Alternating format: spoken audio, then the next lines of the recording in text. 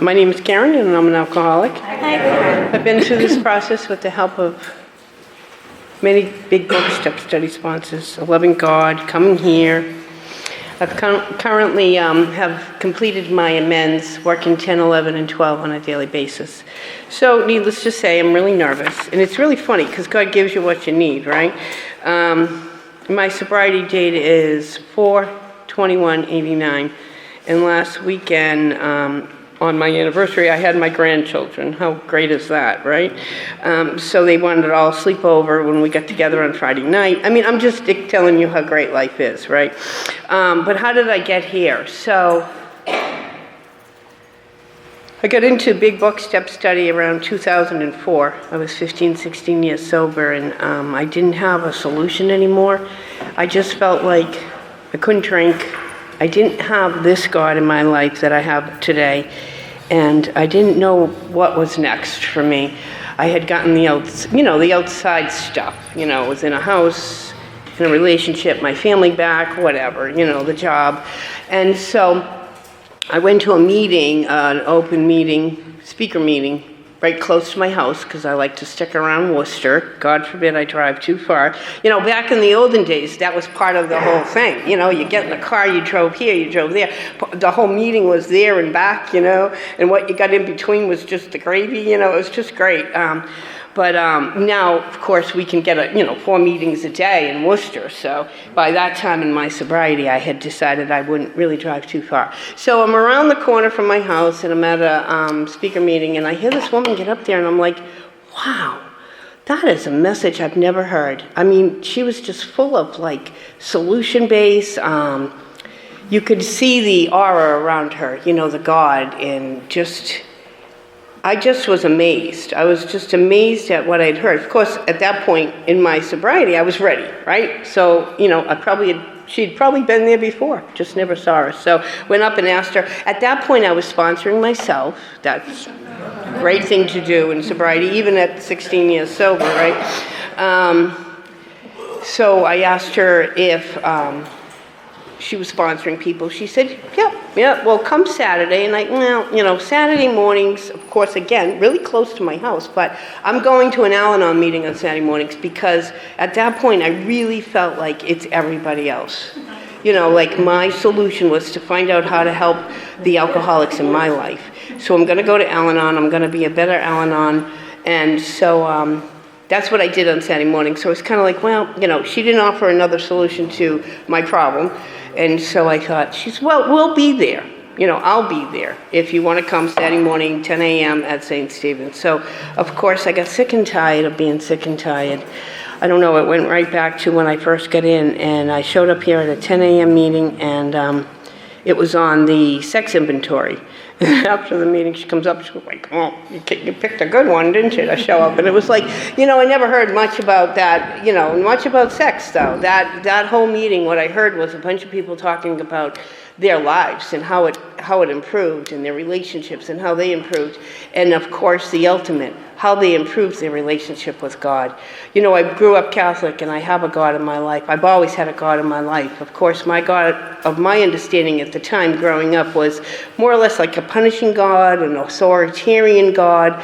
You didn't sit on God's tables. We had crosses all, over the kitchen table. It was to be worshipped. But my parents didn't go to church. They dropped us off. My mother stayed home to cook dinner, and my father needed to go down the street. I think to the donut shop, but I think it was maybe a bar. So, that's what my growing up as far as religion went. And I heard that to swear a lot in my house. There was a lot of yelling, drinking, whatever. So the picture of what God looked like in my growing up wasn't what I have today. So having gotten here, of course, I get the instructions to read the first pages, and we go over them, and we do a step 3. And from then on, you're talking about, step 3, I won't get into too much of the other steps, but it's bringing you to this point. It's to the point where you're now at a place with God. So now I can be with God, and I can have a better understanding. So I have a whole bunch of crazy notes here. Let me just stop for a second. and say, sought through prayer and meditation to improve our conscious contact with God as we understood him, praying only for his knowledge of his will for us and power to carry that out. So that's step 11.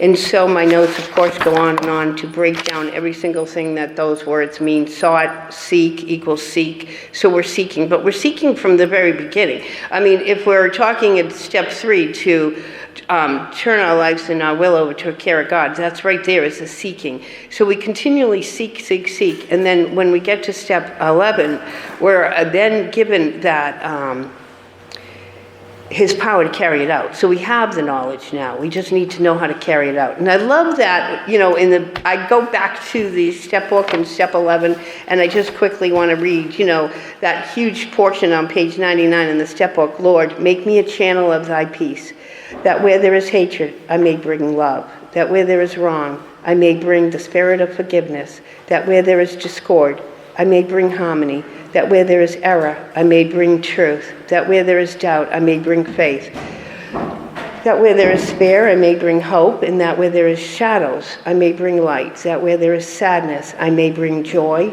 Lord, grant that I may seek rather than to comfort than to be comforted, to understand than to be understood, to love than to be loved.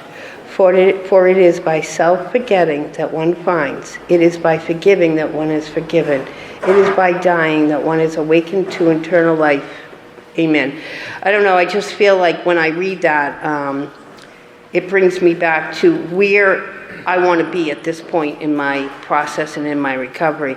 I wake up on awakening, when we retire at night, was I selfish, dishonest, or afraid? Or was I resentful, selfish, dishonest, and afraid? And if I'm turning my life and my will over to God, I'm obviously going to be able to now see all this.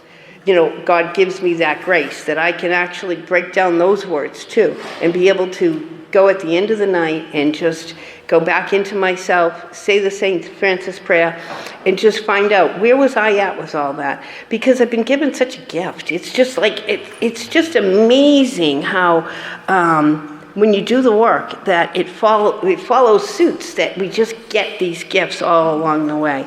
So then, of course, on awakening, that's I heard it once from a speaker, and she was really funny. She was at some big book speaking, and she said, so in the morning we get together for the staff meeting, it's me and God, this is our staff meeting, and I'm going to see what's going on for the day. Now, this is my plan, okay, this is how I want it to look, no, that's not how it may not go that way, Karen, so, and God's my boss today, so it's like, it's really a great privilege to be reminded on awakening. We think about the 24 hours ahead, and that's all we have to do. It's a day at a time. That's all I have to do. I do have the reprieve of this disease, one day at a time. So I ask God, and I say the prayers, please divorce me from self-pity, dishonest, and self-seeking motives. Oh my God, again, then doesn't that go back to the St. Francis prayer? I mean, like, how do I, self-seeking, oh my gosh, that whole prayer is all about just give, give, give, give. And, I could never have gotten there prior to being here, because growing up the way I did and having lost my mother when I was 11, and I say that every single time almost that I speak, it's just part of my story. And so I think that I came out, like I was constantly fighting to get what was mine, and just so fearful that somebody was going to step on that toe or take something from me that I already had or not give me what I wanted. And, I fought through life until I got here at 31 years old and got to AA at 31 years old. And I just know that having gone through the steps out of the big book, it gave me some ability to be less self-seeking, to give to people, to be of service, right? Make me a channel. And of course, through the day, this is the really big one for me. I'm doing this meditation in the morning now. I mean, it's called Raja meditation. Look it up. It's great. I love it. And they talk about the traffic signs. So during the day, you sit at the red light and you just pause. Same thing. They all say the same things. Like if you reach out, and it says here, go above and beyond. Look at other readings. I've looked into Emmett Fox. I mean, I can list them all, and anybody's curious, sure, stop me at the end of the meeting. But this Rajay talks about the red light, and of course, it's the same thing as pause. So I'm going to pause. I'm going to pause and think. We relax and we take it easy. It says here. Oh, wow. Lean down and look at my shoes. I have a note here. Lean down and look at the shoes. Be where your feet are. Again, I was always worried. I was always trying to fix everybody's problems. And I really, really thought it was important that you knew what I thought. I just thought it was my job to let that out there, because then how would you exist? How would you go on without knowing that? Because I was so, knowledgeable. Oh boy. So anytime we seek the word, we ask. Anytime I see the word ask, that is a prayer. So I'm asking, it's a prayer. And when I sit and listen, that's my meditation. I don't know, I'm jumping around a little bit, but, so I get to, the middle of the day. And I think somewhere it says in the book, it doesn't say it here in step 11, but, to be relieved of pen and tongue. So parts of where I've seen this work is like, you get that really weird text, and then I go, I don't like that. I don't like that at all. And then all of a sudden you erase it and you do nothing. I mean, say nothing. And it's like, whoa, where did that come from? I no longer have to fight anyone or anybody. It's like, what a gift. And it just comes so natural. It's like, and so I don't have to write anything down. And I'm not saying always this thing is good, but I do have the ability to think first and say a prayer. And not only that, but I can be proactive and bring God into situations where I'm really fearful. When I walk in, I don't actually go to my job anymore. I work from home, so I don't go into the building. But I used to, and it was a joke with myself, because we're way in the back, we're in cubicles, and there's like 4 doors to get in, and I would open the first door, let God in. Open the second, let God in. Open the third door, let God in. Go into my little cubicle, bring God in, And so I would always laugh about that. Now I just walk over to my office. But, bringing God and being proactive with that, I don't know, it's just so, it's so comforting. It's so comforting to know that I no longer have to fear my God anymore. It's not that God that, is way up here, and, it's part of me. It's part of you. I can see people's souls today. I can know that people's a soul, and I'm a soul, and I can bring that to people today. And that's only because of this work. At the end here, and I'll wrap it up because I really am anxious to hear everybody. I don't know how long I'm supposed to speak. I was going to record myself, but I knew that would just make me more nervous. So, at the end, the promise here at the end. We are then in much danger of excitement, fear, anger, worry, self-pity, or foolish decisions. Whew, I love that. We become more efficient. We do not tire so easily, for we are not burning up energy foolishly, as we did when we were trying to arrange life to suit ourselves. So there's your promise at the end of step 11. Break that down. Excitement could be agitation, sensitive. Gosh, am I sensitive? Don't look at me the wrong way. If I see you at Shaw's and you don't say hi, that's work on paper. Granted, I didn't know you didn't have your glasses on. I've learned that, But, so sensitive, I stir up emotion. I get excited, I have this. So please, I am much less danger of excitement. Thank God. My emotions were off the chart. And so now I get to be comfortable. And it says here, self-pity. I could go on and on about that. Poor me. Poor me. Poor me. They say, pour me a drink. Isn't that the old saying, right? Foolish decisions.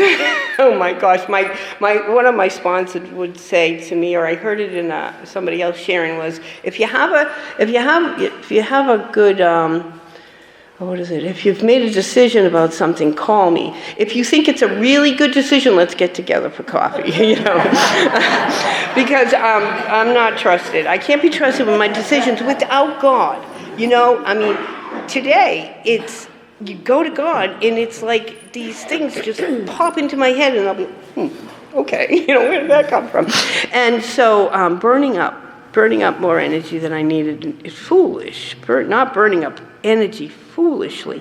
Oh, my goodness. I was exhausted.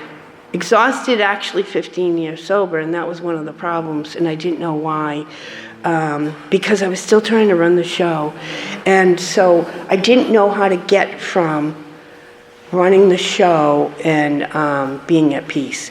So when I was given this opportunity to be here, and God put that woman in my life and got me to this step meeting, this big book meeting, it was such a gift because I did do the work and I got to this point.